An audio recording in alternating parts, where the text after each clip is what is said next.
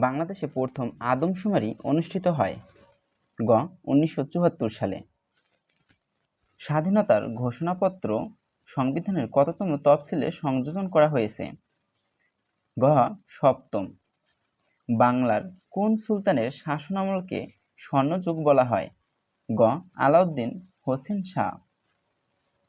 বাংলাদেশের প্রধান বিচারপতি নিয়োগদান কে? রাষ্ট্রপতি। প্রতাপ আদিত্য কে ছিলেন? বাংলা ১২ ভূঁইয়ারদের একজন।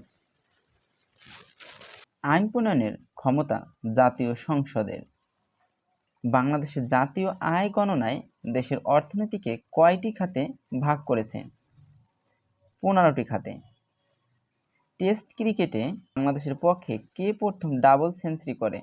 মুশফিক। পার্বত্য চট্টগ্রাম শান্তি চুক্তি কত সালে স্বাক্ষরিত হয়? ১৯৯৭।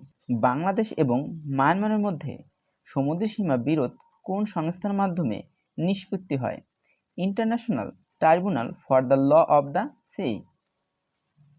আলুর একটি জাত ডায়মন্ড। প্রধান বীজ উৎপাদনকারী সরকারি প্রতিষ্ঠান কোনটি? গ বিএডিসি।